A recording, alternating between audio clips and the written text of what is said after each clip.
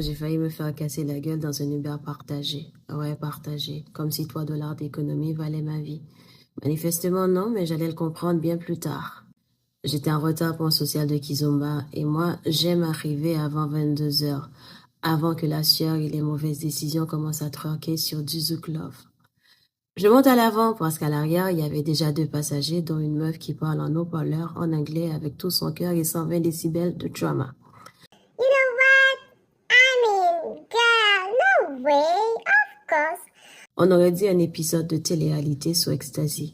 Ajoute à ça la techno turque du chauffeur et moi j'étais piégée dans un cauchemar sonore sponsorisé par Spotify algérien. Au bout de 30 secondes, j'ai mal au crâne, à l'âme et au foie. Je me tourne vers le chauffeur poli mais à bout. Les conversations au haut-parleur, ça devrait être interdit pour le confort de tous. Et là la gomme répond direct. Je comprends le français, tu sais. Mon sang n'a fait qu'un tour. Mais ferme ta gueule alors! Tu vois bien que tu déranges tout le monde! Et c'est là qu'elle m'a provoqué un duel. Tu peux-tu sortir pour me le redire en face? Et moi, au lieu de fermer ma gueule alors que j'avais l'occasion, je me suis entendu dire « Sur la première, je te suis ». Le chauffeur s'est arrêté sec, comme s'il était pressé d'assister au spectacle. La fille sort, 5 pieds 9, 100 kilos, au moins, un détail que j'avais pas évalué dans le rétroviseur.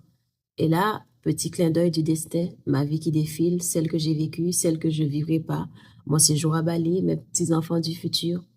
Évidemment que je panique. Je propose un pourboire de $10 au chauffeur pour redémarrer tout de suite. Il me regarde sans broncher, comme s'il avait misé sa soirée sur l'autre meuf.